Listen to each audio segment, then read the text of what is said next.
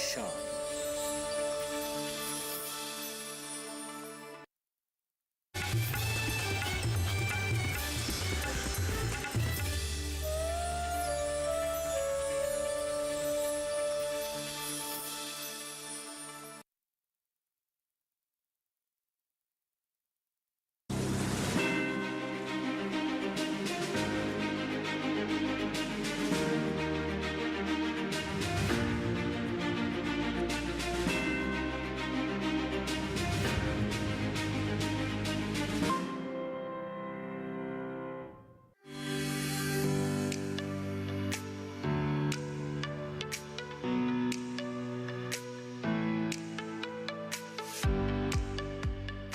जिसकी हवा में बहती है सुकून और शांति, जहां सुनाई देती है आस्था की धुन।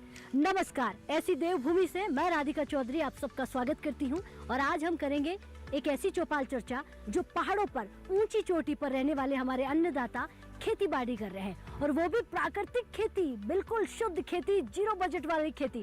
कहते हैं कम लागत और ज्यादा मुनाफा अगर आपको सीखना है तो पहाड़ों वाले किसानों से सीखना पड़ेगा। चलिए, चंद कदमों की दूरी है, किसानों के पास चलते हैं और बात करते हैं प्राकृतिक खेती की।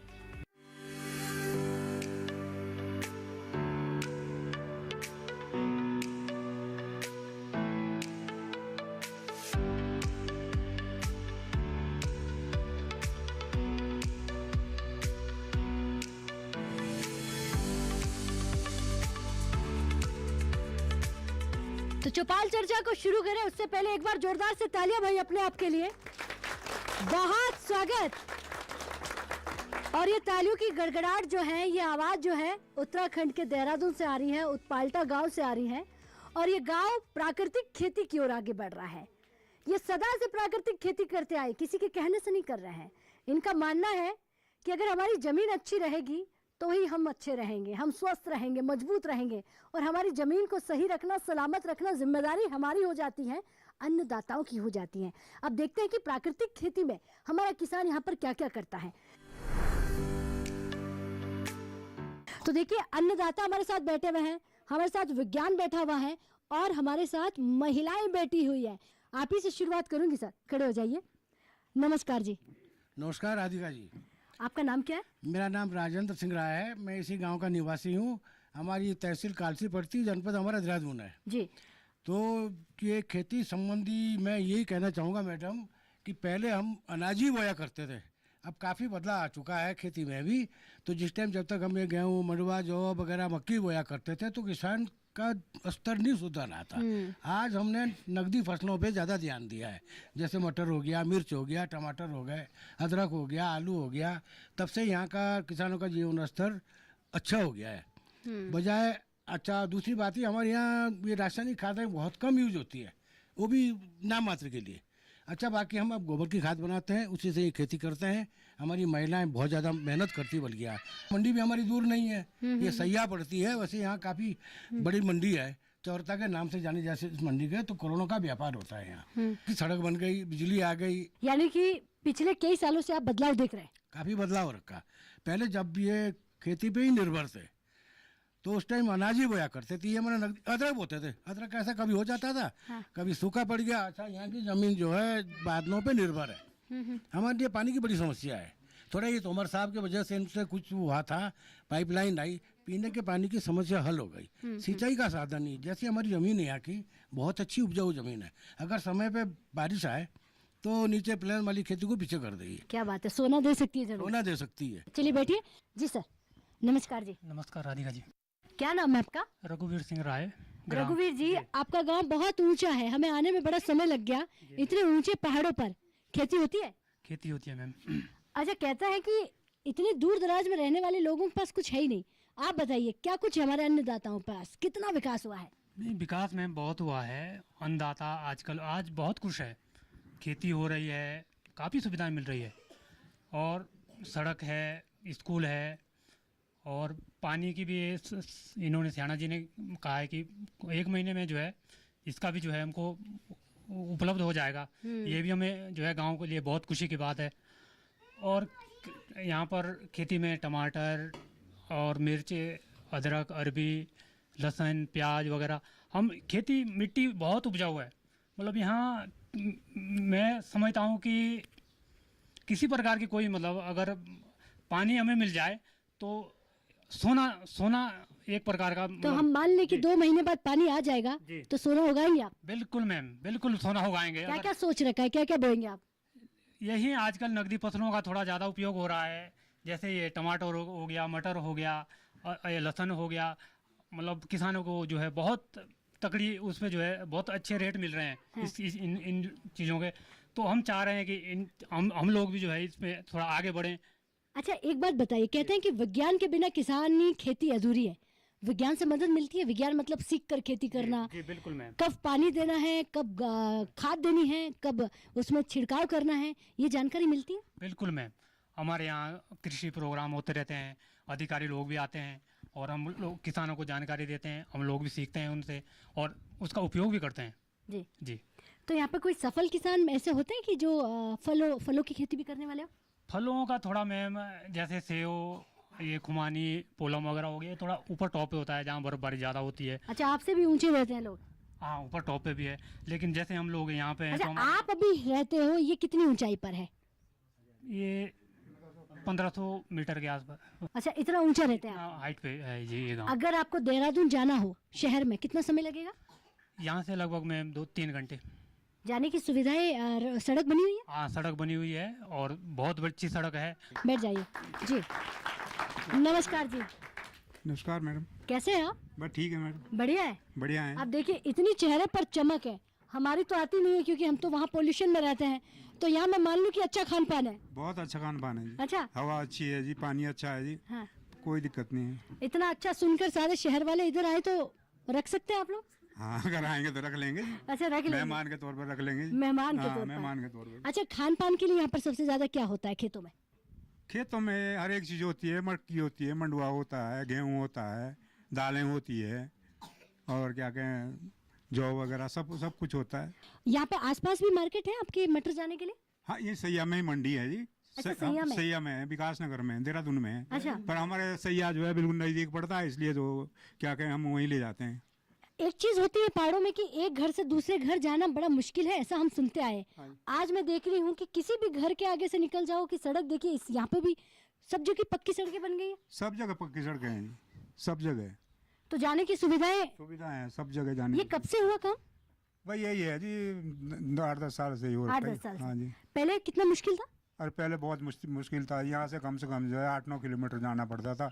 एक मन का बोझा जो है पीठ पे उठा के तब सैया मार्केट जाना पड़ता था, और वहीं से वो फिर राशन उठा के फिर घर लाना पड़ता था पीठ पे ही। अच्छा। हाँ जी, कम से कम जो है 3-4 घंटे लगते थे ऊपर चढ़ने में, और एक मन का 40 किलो का बोझा जो है पीठ पे होता था।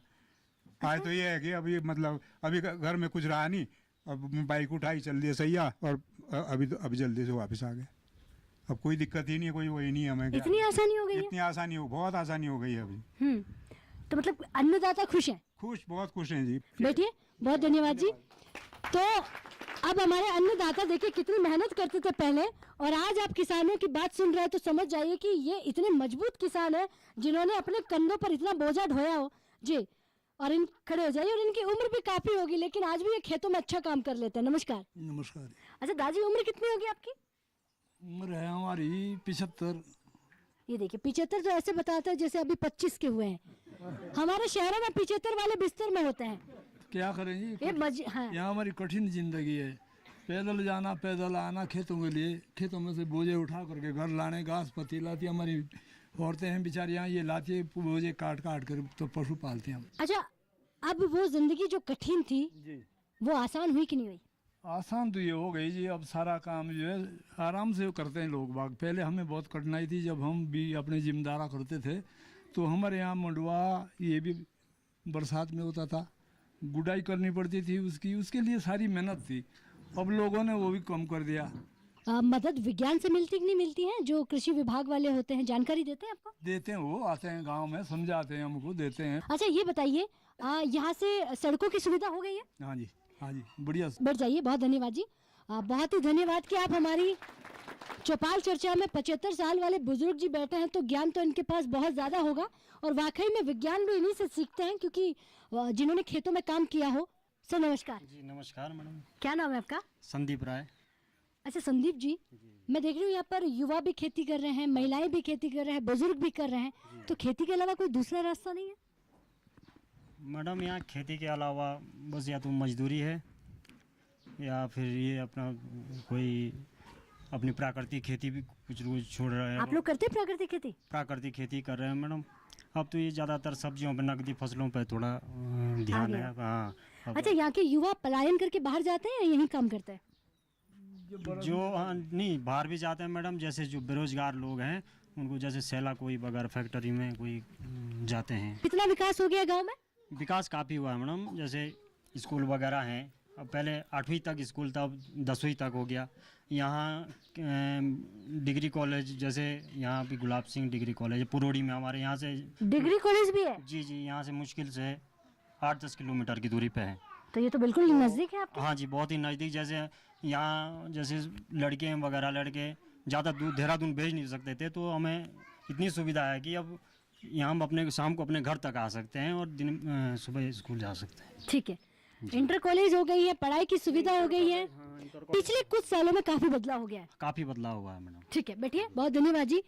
तो पिछले कुछ सालों में काफी बदलाव जो है इस गांव में देखने को मिल रहा है, इन किसानों के, अन्नदाताओं के जीवन में देखने को मिल रहा है। और ये मुस्कुराते हुए अन्नदाता जब ये कहते हैं कि सब कुछ है, इनका मतलब ये हो जाता है, इनके जीवन में एक धैर्य हो जाता है कि भाई हमें इतना ही चाहिए, इससे ज़्यादा नहीं चाहिए।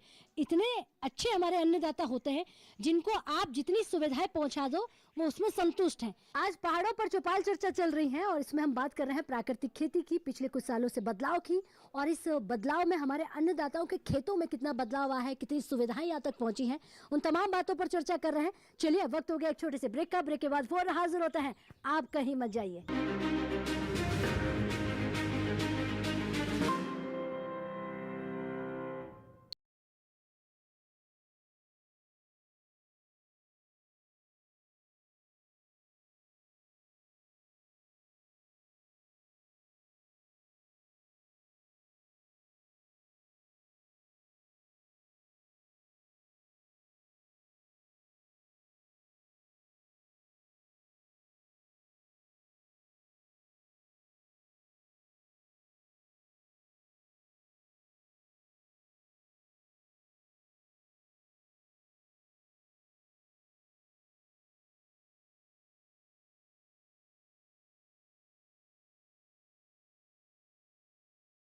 सिर्फ डीडी किसान पर।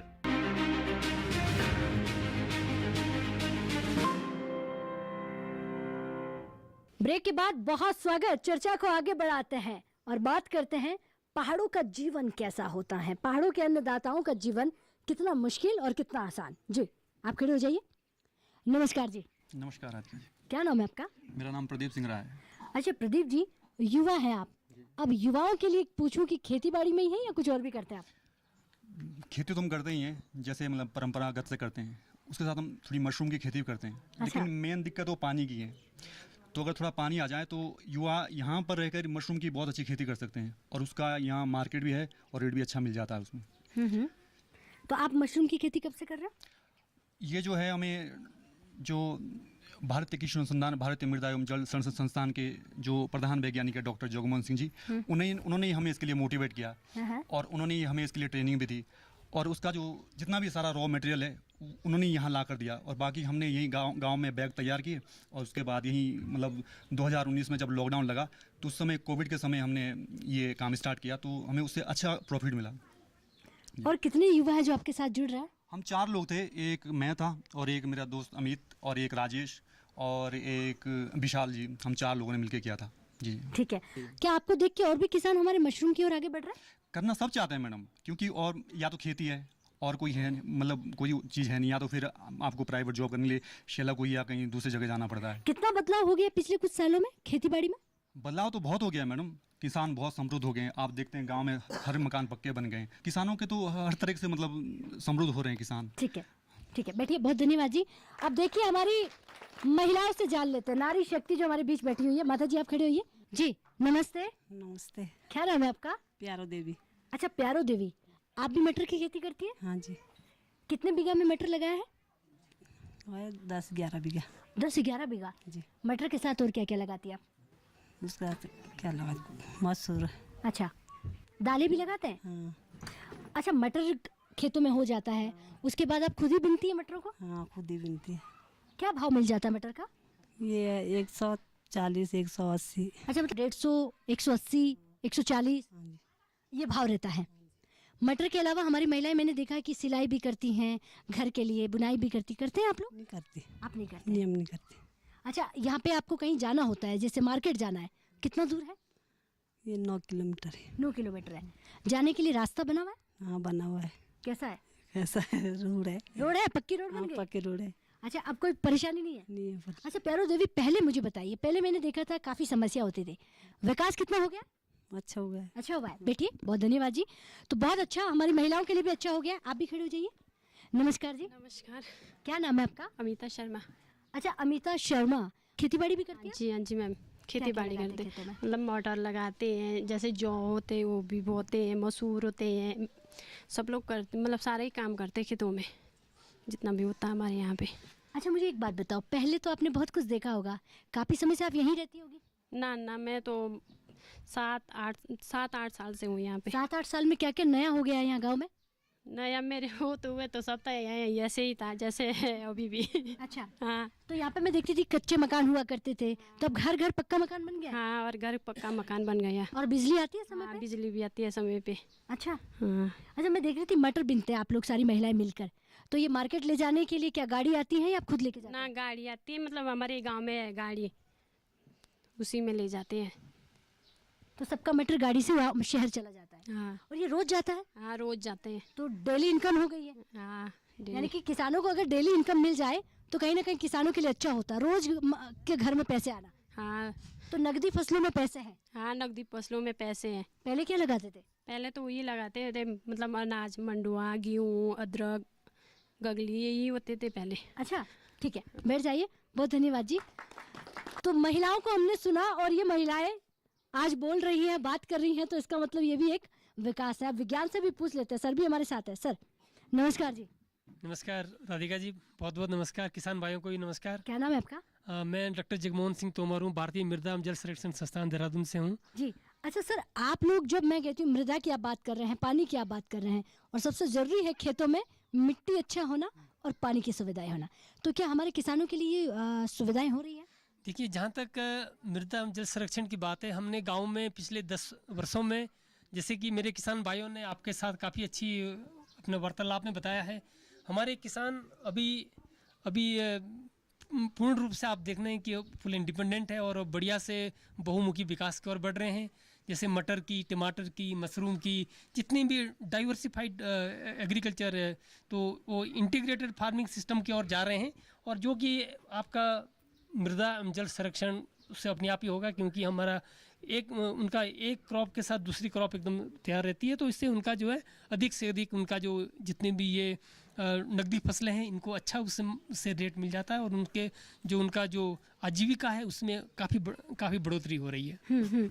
अच्छा, आप लोग कैसे सहयोग पहुंचाते हैं इनको, या इन लोगों को कैसे जागरूक करते हैं आप? हम लोग बीच में इनके जो स्किल डेवलपमेंट ट्रेनिंग है, कौशल बौद्धिक विकास के लिए, अभी रिसेंटली भी 50-60 आदमी का बैच हम लोग, कभी सेलाकुई में, कभी देहरादून में, कभी हम लोगों का एक मल्टी डिसिप्लिनरी टीम है साइंटिस्ट की, हम लोग इनके गांव में आकर के इनकी जो बौद्धिक विकास के लिए हम लोग चर्चा करते हैं, फील्ड डिमोन्स्ट्रेशन करते हैं। जैसे मेरे किसान भाइयों ने कहा, जैसे मटर है, टमाटर है, खीरा है, इसके बीज, उन्नत किस्म के जो बीज है, उन्नत किस्म के जो फसलों के रख रखाव के बारे में है, ये सब चीज़ें हम इनके बीच में आकर के इनको बीच में हम लोग इनको मोटिवेट करते हैं, और इनको हम कहते हैं कि आप नकदी फसलों की ओर जाओ, और इनको हाई यील्डिंग वैरायटीज़ जो है, नई फसलें, इनके बारे में हम इनको अवगत कराते हैं, और किसान भाई इसको भली भांति रूप से आपने देखा है कि सब लोग इसको अडॉप्ट कर रहे हैं। जी, तो विज्ञान की कोई भी समस्या होती तो आप हाजिर होते हैं? हाँ, मैं आज इनके बीच में इतना प्रचलित हूँ, कोई भी किसान, सबके पास मेरा नंबर है, और हमने एक गांव का एक व्हाट्सएप ग्रुप बनाया है, तो व्हाट्सएप ग्रुप में भी ग्राम उत्पादक के नाम से है, उसमें ये अपनी समस्याएं भी भेजते हैं, और उसमें हमारे पास जैसे बताया कि यहाँ 85 फैमिली रहती है गाँव में, और लगभग 60 परिवार सैया में रहते हैं। सैया में एक हेमलेट कहते हैं, छानी बोलते हैं हमारे लोकल भाषा में, तो वहाँ भी इनका दोनों का, जैसे जो वाटर रिक्वायरिंग क्रॉप है, जिसमें पानी ज़्यादा लगता है, जैसे टमाटर है और अभी प्याज की फसल है, तो तो अभी हम जा रहे हैं सैया में, तो वहाँ आपको दिखाएंगे। तो इस तरह के सारी यही फसलें यहाँ पर हम लोग कर रहे हैं। बैठिए, बहुत धन्यवाद। और भी हमारे यहाँ पर किसान भाई है, उनसे जान लेती हूँ जी। युवा किसानों से पूछते हैं, खड़े होइए सर, क्या नाम है आपका? नमस्कार राधिका जी, मेरा नाम राजेश राय है। पढ़ाई करते हैं आप? हाँ जी, पढ़ाई करते हैं। क्या? अभी मेरा हाल ही में ग्रेजुएशन हुआ है स्मार्ट डिग्री कॉलेज सैया से ही, यहीं पे 9 किलोमीटर के दायरे में वो डिग्री कॉलेज है। अच्छा, ग्रेजुएशन पूरा हो गया? हाँ जी, पूरा हो गया है। फिर इसके लिए दूर नहीं जाना पड़ा? नहीं, दूर नहीं जाना पड़ा। बाकी अभी अपने ही गाँव में राजकीय प्राथमिक विद्यालय में बच्चों को शिक्षा दे रहा हूँ। क्या बात है, ग्रेजुएट होके पढ़ाने लग गया? हाँ जी, वो शांतिकुंज नाम की एक संस्था है, उन्नत भारत अभियान के तहत मैं बच्चों को पढ़ाता हूँ और उनका अपने गांव के लिए विकास के लिए थोड़ा प्रयास कर रहा हूँ। चलिए, आपने एजुकेशन की बात की, बच्चों को आप एजुकेशन देते हैं। यहाँ पे जब बच्चे पढ़ने आते हैं तो महिलाओं की भागीदारी कितनी होती है? लड़कियाँ पढ़ती हैं हमारी? हाँ जी, महिलाएं ज़्यादातर अब स्कूल में, प्राइमरी स्कूल में महिलाएं, छोटी बच्चियां हैं और पूरा गांव प्रयास कर रहा है कि हमारे गांव में ही अच्छी शिक्षा हो और गांव का विकास हो और इस गांव को एक मॉडल के रूप में प्रस्तुत किया जा सके। अच्छा, इतना प्रयास हो रहा है? इतना प्रयास हो रहा है, तो इसके लिए तो सबको मिलकर काम करना पड़ेगा। जी, सब पूरा गांव प्रयास कर रहा है कि ये गांव एक मॉडल के रूप में विकसित और आने वाली पीढ़ी सीख सके कि इस गाँव ने सभी को प्रेरित किया है। अच्छा, इस गाँव में पिछले कुछ सालों में क्या क्या बदलाव हुआ है? बदलाव की बात की जाए तो बहुत सारा बदलाव हुआ है। पहले हमारे बुजुर्ग जो थे वो यहाँ से लेकर देहरादून तक पैदल जाते थे, कुछ सामान लाना पड़ता था, वो भी अपने पीठ पर ढोकर। बाकी आज की डेट में अगर बात करें तो हम जैसे ही घर से बाहर कदम रखते हैं तो तुरंत बाइक या यूटिलिटी जो भी गाड़ी है तुरंत मार्केट हमें पहुँचा देती है और हर एक प्रकार की चीज़ें हमें मार्केट में उपलब्ध हो पाती है। हाँ जी, तो कनेक्टिविटी अच्छी हो गई है? कनेक्टिविटी बहुत अच्छी हो गई है। और बाकी यहाँ का माहौल पहले के मुकाबले कितना? पहले के मुकाबले माहौल भी काफ़ी अच्छा हो गया है। जब से यहाँ पे विकास की स्थिति पहले दयनीय थी, लेकिन अब काफ़ी अच्छी मात्रा में विकसित हो चुकी है। तो सारी सुविधाएं हैं यहाँ पे? सब सुविधाएं उपलब्ध हो चुकी अगर है। पूरे भारत एक नज़र आपकी ओर देखें तो वो ये कह सकता है कि आपका गांव में विकास हो रहा है? विकास हो रहा है, आप सब खुशहाल हैं? सब खुशहाल हैं जी। ठीक है, बैठिए, बहुत धन्यवाद। ये हुई ना बात। भाई देखिए, जो बदलाव चाहे कितना भी हो, थोड़ा सा भी हो, लेकिन बदलाव तो बदलाव होता है। वो जीवन में जब बदलाव आता है तो हमारे किसान बहुत खुश होते हैं और धीरे धीरे ही बदलाव होगा, क्योंकि आप पहाड़ों पर रहते हैं, खूबसूरत जगहों पर रहते हैं और आज आपकी ओर पूरा विश्व देखता है, घूमने आता है, समझता है। नमस्कार जी। नमस्कार राधिका जी, मेरा नाम विशाल राय है। विशाल राय, क्या राय रखने वाले हैं आज की चौपाल चर्चा में?